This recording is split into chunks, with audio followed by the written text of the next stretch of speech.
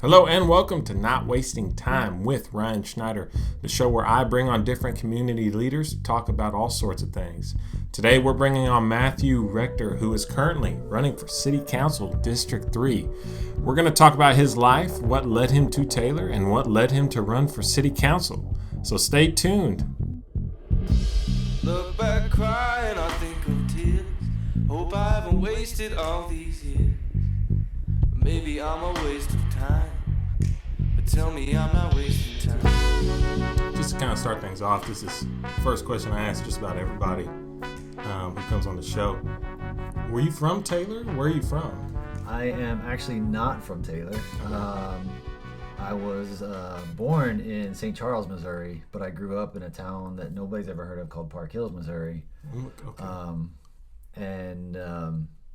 You know, I've been around the world, literally. And, you know, when we were looking for a place to settle down, we chose Taylor. Taylor. So what year did you move here? We bought our house in at the end of 2016, I think. Okay. So took a little while to, you know, throw on some new paint and that kind of stuff. And so we moved into it in 2017. So we've been in the area for about 5 years now. Wow, that's awesome. Where were you at before that? So before Taylor, we were actually in Del Rio. Okay. I was the assistant city engineer down there. I moved up here first because I got the job up here as a public works director. Okay. And then before that, we were in Japan. Oh, wow. Wow. Well, that's kind of a good segue into my next question, which was, what do you do for a living? So I am an engineer, a licensed professional engineer in both Missouri and Texas. Mm-hmm. I've been doing engineering for 15 years. Wow. 10 of it I've been licensed. I'm also a certified floodplain manager, and I did a little bit of time as a public works director. So right. So you're in Japan. You come back here. Is that when you started working for cities? Yeah, pretty much. Before that, right out of college, I went to work in private sector doing land development. Right. And then went to work for the federal government, the Army Corps of Engineers. Wow. And then because I have a military background and, was a linguist when I was in the military, they were looking for volunteers to go over as civilians to Iraq during the reconstruction effort. And so Wow. I rose my hand and gave up about a year to go over there and help with the rebuilding effort.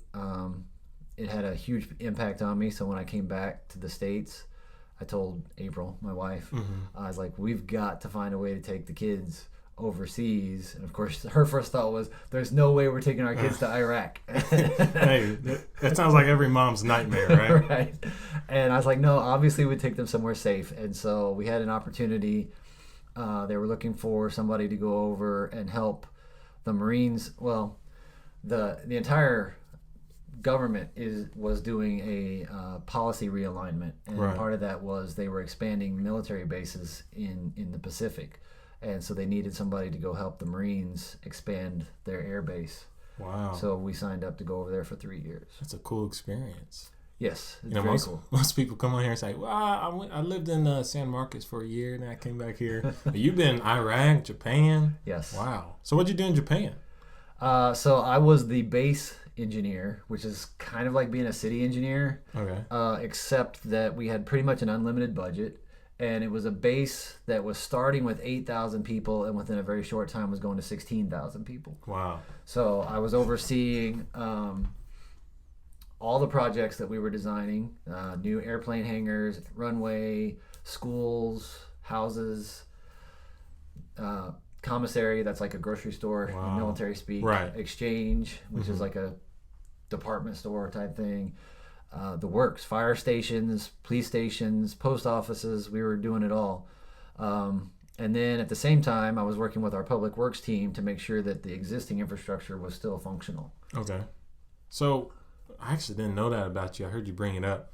You were in the military, huh? Yes. What branch? Marine Corps. Marine Corps. Okay, so that's my little brother Michael. I know. Shipped out a month ago I to was go to glad Marine to Corps. hear he chose the Marines. Yeah, you know, it's as I don't know, are you from a big family? not like yours where I had Right. I have one sister. So Wow. Okay. So yeah, when Michael left, it was kind of a shock for all of us, seeing, because our family is super close. Like, we see each other. I saw my brothers probably 5 times a week. 5 out of the 7 days I was with my brothers. And when he went, it was a kind of shock to us. It almost felt like we lost somebody.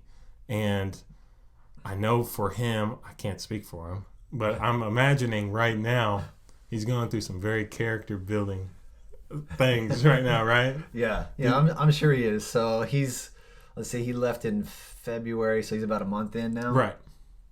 And so I don't know Michael super well. I mean, Andrew played football with him, and, Right. and they were friends and went to church together and stuff like that. But he seems like he's pretty intelligent, very Right. physically fit, and so I don't think that part of the Marine Corps training will be hard for him. I think the rest of it Right. will be The emotional. yes. Okay. Yeah, because like when I went, so I did kind of what he did, except that he took kind of a 3 or 4 months Right. after he graduated. I took 2 days. Oh, wow. So I graduated high school on Friday. I turned 18 on Sunday, and then Monday I was on my way to San Diego. Wow. And so that was my summer break. Is that a big shock? So was it hard? Or was it harder than you imagined, or was it easier? Leaving home was harder than I imagined because I had never left the state of Missouri before that. And so Wow. like for 18 years I had been right there with my with Right. my mom and my sister. And then like I said, I graduated high school and everybody's like, "Oh, we're going to do this for the summer." And I'm like, "I'm leaving." I'm not. I'm leaving and so that was hard. I was a lot like Michael, I guess. I was into track, I was into football, I was in, Were you very intense? Like, kind of put your pedal to the metal in everything you do? Yes. So Yeah. I've always been a pusher. Right. And I've always been one of these people who has to blaze their own trail. And so, it wasn't on anybody's radar. I was a straight A student, 4.0. I graduated in high school.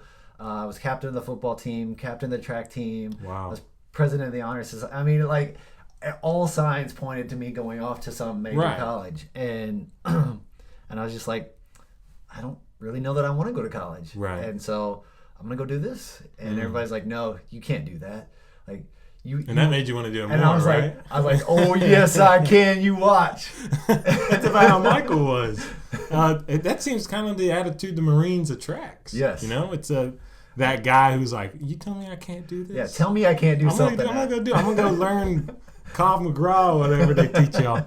But so after your time in the Marine Corps, what do you think? What were the biggest lessons that taught you?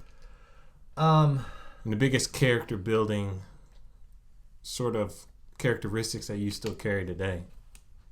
So one thing I definitely learned in the Marine Corps is that,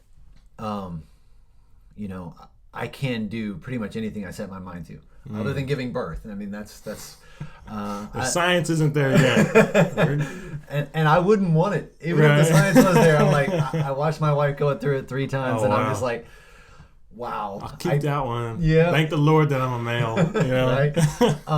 But yeah, so that was one of the things that I figured out is that even at 18 years old, not ever having left home, like, if I put my mind to it and I dig in and I work hard, I can overcome pretty much anything in life. And I still carry that with me today. And I mean, it hasn't stopped. So like, I met April while I was in the Marine Corps because she was in the Marines. Real? I didn't know that either. Yeah, Man. she was in the Marines. I don't want to get in a fight with y'all. I like to tell people, you'll always hear people say it. I'm sure Michael will say it. If the Marines wanted me to have a wife, they'd issue me one. Yeah. April's Marine Corps issued. Oh, there we go. Military grade. Yeah. And so met her in the military. So we got married at the ripe old age of 19. Wow. So y'all beat me out because I was 21. Ashley was 20. And everyone was looking at us like that. So I can't imagine being 19. Yeah, 19. So we had our first kid at 20. Wow. And so then after the Marines, we had kids already, and I was like, holy crap, what am I going to do now? Because Right. when you're in the Marine Corps, they kind of take care of everything for you. Any branch Housing. of the military, yeah, they help you. They hook you up with housing, and you get food allowance and all that kind of stuff. I'm not saying you're making it big, but the basics are covered for you. Yeah. Healthcare, all that stuff. Yeah. And so you get out, and it's just like, whoa, the real world set in. And now not only is the real world setting in for me as this young kid, but I've got kids of my own. Right. And I've got a wife who's depending on me. Yeah. And so So you were in the Marines for how long? 3 years? we were, yeah. At first, 3 years. Yep. And then, is that when you got into engineering? Did you go to college? So yeah, actually I struggled for a long time. I was working multiple jobs, and Right. I was lucky enough to have some good mentors who kind of stepped into my life, and they're like, "What do you really want?" And I was like, "I don't know, but I don't want to do this forever," because I was working 2 jobs. Right. I hardly got to see my family, and they're like, "Well, look, here's the choices that we see for you. You can either go to college and get you a degree, and you're going to struggle and you're going to suffer for 4 or 5 years, or you can keep doing this and you're going to struggle for the next 30 years." Wow. Yeah. And so, April and I started talking, and I was like, okay, let's do college. Right. And then I was like, but what do we want to do? Because growing up where I grew up, there were really only 2 professions. There were teachers and there was nurses. And that was it. I mean, Right. if you were a teacher where I grew up, you were one of the wealthy families. Wow. And if you were in the healthcare, obviously, I grew up, my mom was a single mom. My mom and dad got divorced when I was little, and we were on welfare. We were in poverty. I mean, there were times we didn't have food. Right. And so I was like, okay, I know what it's like to struggle. I don't want to do that. So You know what it's like to be a kid in that situation. Yes. So the first thing on your mind is, I'm not going to put my kids through that situation. Yeah. And so the first thing that I thought of when we were talking about college was, all right, I'm going to be a teacher. I'm Right. really good at math and science, and I really like sports, so I can go teach and coach. There we go. And and unfortunately, we kept having kids. Yeah. And so, I started out on that path, and I was taking like all the general stuff, Englishes and all that stuff that you got to take. And April came to me one day, and she's like, "I don't think you can be a teacher." And I said, "Why not?" And we pulled it up. Was she a stay-at-home mom? She was a stay-at-home mom. Okay. That was the agreement. When we got married, I mean, dating her was like an interview, a constant interview. Like, she was like, "What do you want about this? And what do you think about this?" Right. And I mean, she was just like, she wanted to know what my plans were and what my thoughts were. And so I had to be on my toes. Right. Well, there you go. That's a good woman then, right? Yeah. See, like with me and my wife, Ashley, we've been dating since 6th grade. So it's been a long time. It's a long interview. And one of the things, she's always let me know, hey, my number one dream in life is to be a stay-at-home mom. And that's also part of the reason I became a realtor. Yeah. I was like, hey, if she's going to be a stay-at-home mom, that's more income that you have to produce. But it's a great benefit. Like being a stay-at-home mom, I couldn't do it. Like, you leave me alone with Alice, my daughter, for like 30 minutes without Ashley. I'm like, Mom, where are you at? I'm coming to you. But yeah, that is one thing you got to kind of consider. Yeah. And so that was our agreement, is that she would be a stay-at-home mom until the kids didn't need her anymore. And so she's like, I don't think we can support a family of, at the time, family of 5, Right. on a teacher salary. Yeah. So she's like, you got to pick something else. And I said, okay, well, here are my stipulations. I'm good at math and science, so I should probably do something in there. And I want to be able to help people. So it's got to be something where I'm helping. That was the great thing about teaching, is that I'm, impacting future generations, right? Yeah. And so we started looking, and I was like, well, what do I want to do? And then I was like, well, growing up where I grew up, the other thing that a lot of my family did, my grandpa and my uncles, and they all did construction. And I was like, so I know a lot about that industry. And so like, how do I tie all of that together? Right. And so there it was. It was just like a light bulb went off. I was like, okay, you're going to become an engineer. Nice. I bet that was the best decision you ever made, man. Looking back on it now, yes, because, like we said, when I chose that profession, it was based on the things that I was good at, and I knew that I could make a living off of it. But what I didn't know was that it was going to take me around the world. And I've been on Air Force One. Of course, the president wasn't on it, so technically it wasn't Air Force One, but it was the same plane. I mean, we've got pictures and everything, and so that's awesome. I've been on that. I've been to Kuwait. I've been to Iraq. I've been to Japan. I've been up and down the Mississippi River. Looking at things along the river. I've been to.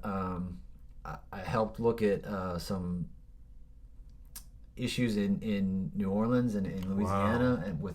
They've got some saltwater issues, and so I've been all over, and it's been great. Best decision I could have ever made, and I had no clue why. Right. So saying all that, you've been to all these places all around the world.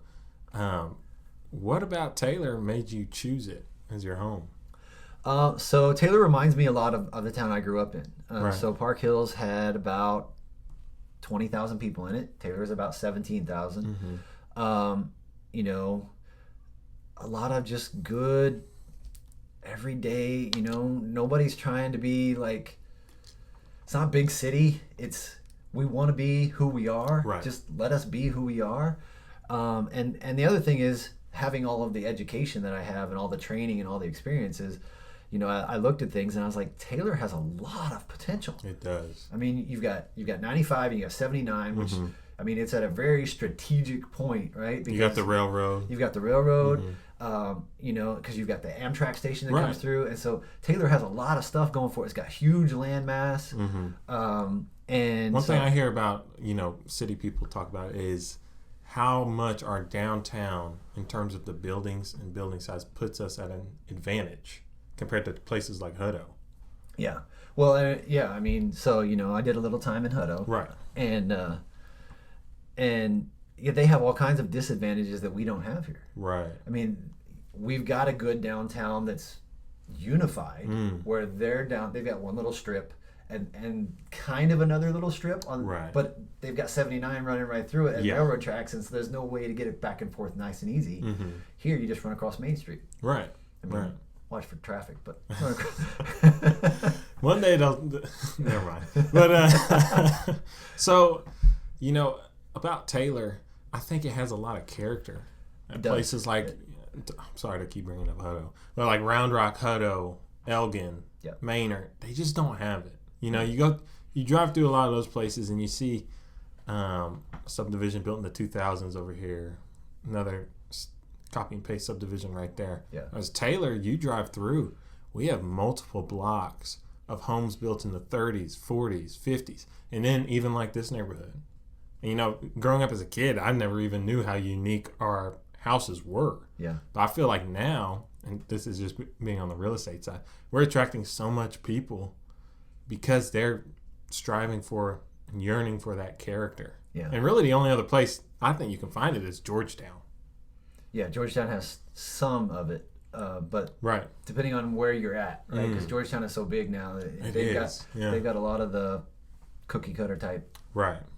But there is that historic district. But what is now that you're here in Taylor and you're running for city council, I can tell you're invested in it. What would be your dream for Taylor in like maybe the next 5 years? What would you like to see Taylor be?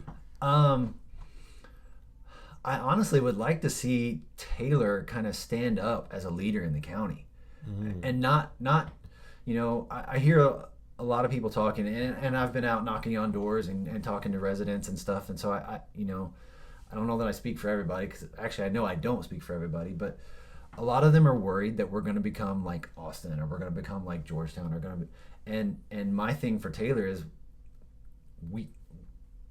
I wouldn't want that. I would want us to stand up and be a leader on our own. Right. We're not going to be another Fredericksburg.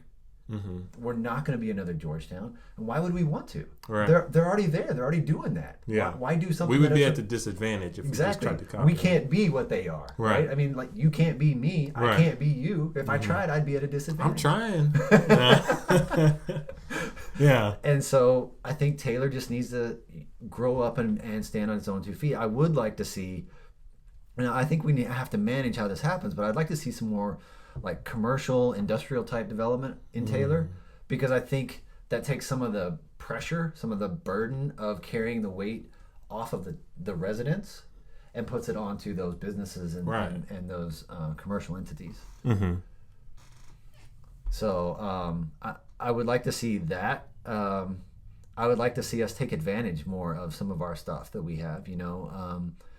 Obviously there's we've got the McCrory Timmerman building up and running now, and that's doing pretty well. That's awesome. And I'd like to see some of those other buildings downtown kind of get renovated and become thriving again. Mm-hmm. And I think that's just another draw for us. My wife and I have a boutique downtown, so that would benefit us as well. Right. One thing, I think we were on really good track for that. And not saying that we aren't right now. I think we were on the upswing, and then COVID hit. Yeah. I think that, like everybody else, it took a big toll on us. So we want these things. Like, it sounds like we're on the same page. We want Taylor, to attract more people, these downtown buildings to get renovated. How do you do that? How do you encourage it? There's several things that we could do. One of the things that we could do is we could look at modifying our EDC, our Economic Development Corp. Because right now we have I think it's called a 4A, which means that they're constrained in the businesses that they can go out and try to recruit and come bring them in. Okay. And so if we were to convert that, now there's a lot involved in converting it, and so I can understand why we haven't gone through all that headache and jumped through all those hoops yet. Mm-hmm. But if you can convert it, then it opens the door up a little bit wider for them to go out and try to grab other kinds of businesses. And so I think that would be good. The other thing I think is, one of the things that was difficult for us was when we went into downtown with our boutique, is that, we had to put a lot of our own money and a lot of, and this building's not ours. Mm-hmm. A lot of our own money into renovation and stuff like that. And so I think if we could find a way to incentivize these building owners or do something to help these businesses, these small businesses. I'm not talking like, if a Walmart comes in, we don't need to, we've already got one, but that's just an example. If another one wanted to come in, why help them? They're huge. They don't need help. You need to help the small town. But help the locals who are here, and that this is not just another shop for them. Yeah. This is their livelihood. This is their investment. This is their passion. Exactly. Mm-hmm. I mean, like for me and April, she's hoping that, in fact, this is going to be her last year teaching. So she started teaching about 4 years ago, I think, when Andrew was like, let's see, he's 19. So when he was like 15, and she was like, kids don't need me anymore. Yeah, exactly. And so, so we're just like, all right, let's take the leap and see if we can really do this thing. And so we put a lot of time and money into renovating that store. I mean, almost all of the labor was done by me and the boys. Mm-hmm. And so, if you could get more people who really care about bringing their stuff into that downtown area, and I think right now we just have to find a way to not make it so cost prohibitive. Right. And I mean, do you do that through grants, or? I think you can. I mean, there's a lot of avenues out there, and I mean, there's some things that the city has already done. They have some grants. They have some rent assistant programs to help people with those kind of things.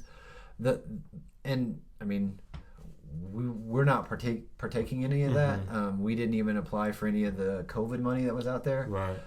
That's just our personal stance. We don't really, we want to stand on our own 2 feet completely. Even if we fall down, then we'll figure it out and try again. But there's small business grants, especially for veterans. Okay. There's they call it boots to business. Boots to business. And so, for us, we're a certified veteran-owned business, and we didn't take advantage of that either. I did attend a class where they talked about some of the things that how to put a business plan together and how to go talk to banks and all that kind of stuff. So I think it'd be good to have some sort of maybe the Chamber of Commerce could have some sort of education. Like a class to take? Yeah, to talk to people. How here's all the steps. Because I think that's another thing that Well, I was stops talking a to lot of Ashley people. today. I was like, look, because my dream is to because my dream is to like have a movie theater. Like if I could do one thing, I'd be we gotta talk. Yeah. Because like I told my wife, I was like, the Howard Theater. Yes. I was like, I have so many ideas. I'm like, they could do this. I mean, I'm a movie. I mean, you could look around and see. I'm a movie guy. Yeah, I love me too. movies. Me too. And I was talking to her. I said, how do you even apply for like a historical grant? You know, I hear about these people doing it. Yeah. Like Old Taylor High. You know, they got these historical grants. I don't know how to do that. Yeah. So, like you're saying, some education would probably go a long way. Yeah, I think that would probably benefit just as much as any type of monetary grant because, you know, for April and I, you know, it's women clothing, so I still don't know that side of it. But Right. you know, we didn't know anything about starting a retail business. Right. You know, overhead. All that figuring kind of out stuff. how to do all these, and so you know, we are big readers, and you know, we listen to a lot of podcasts and we read a lot of books, and so that was it. It's like for like a year straight, it was just like, all right, get every book and every podcast you can on how to start a business, soak in the education. and just start taking it all in, and then just start applying it, and then nope, that didn't work. All right, let's try this, and so. I think it would be really beneficial if we had some sort of education component to kind of help people. Okay, step 1 to opening a business in Taylor is this, and then step 2 is this, and this is how you get through development services, and this is how you get through all these different things. And maybe the chamber doesn't have to know all that, but they've got business owners who've already done it. I mean, like the high school, the Old Taylor High School. Yeah. I mean, they've already gone through all those hoops, so why not have them come in and share that information with people who are trying to do Let's what they grow want. together. Yeah, exactly. Yeah, because they've done such an awesome job. Because it's not like there. I mean, and maybe this is my perspective. It's not like, you know, if you wanted to come open a boutique in downtown, you're not competing for my dollars. Right. You're just drawing more people in to help me. I've talked to some people about that. A couple of the antique guys. I was saying, you know, man, there's a new antique store just up the road, and they were like, yeah, but that's actually good because people see us as like almost like an antique capital of Williamson County. Yeah. Same thing with boutiques. You know, people, I think if you have enough of that, people will come to Taylor expecting to go boutique shopping. Yeah. So. And I mean, I think most of the entrepreneurs, most of the business owners understand that it's not, I have to guard my little piece of the pie. Right. It's, if I can help you, then the pie gets bigger for everybody. Yeah. And so that's, I mean, I think that would go a long way right. to trying to boost more of these small businesses in downtown. Right.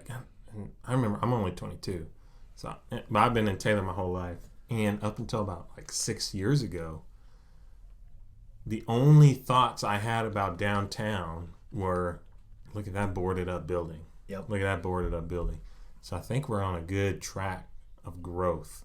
And it sounds like one of the main things you want to do is even stimulate more of that growth. Is that, would you say that's the number one reason you think you're running for city council?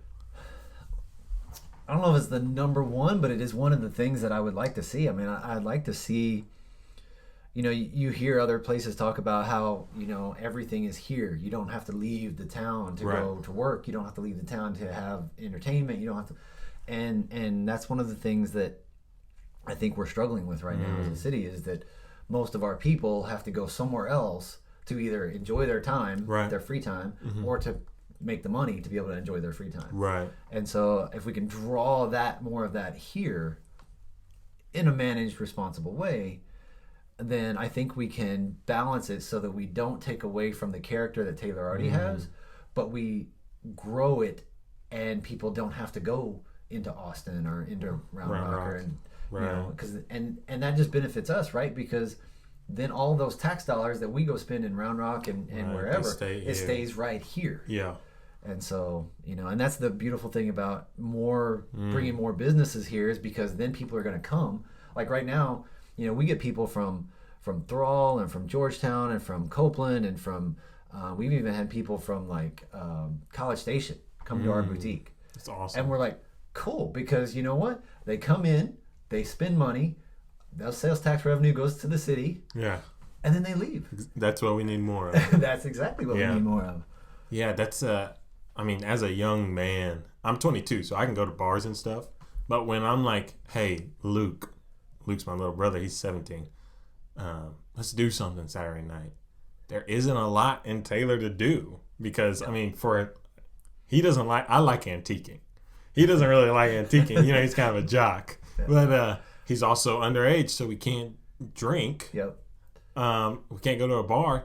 And so we always do, if I'm with Luke, that's a subconscious decision I make to leave Taylor, whether it's to go like putt-putt or bowling. Yeah. And that would be awesome to see more of that here. Yeah, I have aspirations, I'll just tell you that. Not just the movie theater thing, but like I've talked to April. I'm like, we need some sort of like rec center here where like, because you're right. Once you turn 16, like with guys. I mean, like I talked to all these dudes who are like, hey, let's go shoot hoops. Yeah. What are the options we have? Robinson Park, basketball court by Mallard. They're all outside gyms. Yeah. It would be nice to have a place where people could go, whether it's like to exercise, shoot hoops in the AC, and all this sort of stuff. Yeah. I mean, I even have dreams for like going old school. I grew up in the 80s, and and April did too. We're almost we're 3 months apart. Oh, so wow. We were born 3 months apart, so we're basically the same age, and so we both grew up. And so I was like, how cool would it be if we could get a roller skating rink in Taylor? I somehow knew you were gonna say that when you were talking about the 80s. I was like, he's about to say a roller skating rink. Because you could do so much with that, right? Because like where I grew up, we had a skating rink, and they would do these like all night things, right? And which was great for the parents because it was like, hey, free babysitting, right? You send all your kids in there, and they're in for the night, and so you would skate until you wore yourself out, and then at some point in the night they'd say, all right, everybody off the skating floor, and it was just like a sock hop type thing where like, and it was usually dominated by girls, obviously, but they would just keep playing music, and then girls would go out there and dance, and then they'd have slow songs, and the girls would drag a guy out or whatever, and then they'd be like, all right, everybody off the floor, everybody can start skating again. And so I'm like, that would be so cool to have here. Or even stuff like a bowling alley. Bowling alley would be great. I mentioned putt-putt. Putt-putt would be awesome. We have a putt-putt course in Taylor. Yes. It's just sitting there. Yeah. It would be awesome to have a lot of those things. But so you said that wasn't really your main reason. What do you think is, like, when you thought, I'm going to run for city council, what made you do that? Just a chance to, and a lot of people say it's just been a chance to serve the community. Well, I mean, that's my number one thing, right? I mean, I joined the Marines right out of high school. I chose a degree so that I could help people, and so that's my main focus. Is I just want to be of service. You've mentioned a couple times. You've got all this experience. You've been around the world, and I have, and I think it would just be wrong for me to just keep all that to myself. Right. And so I want to share that. I want to try to be of benefit to my community. So it's not against one topic.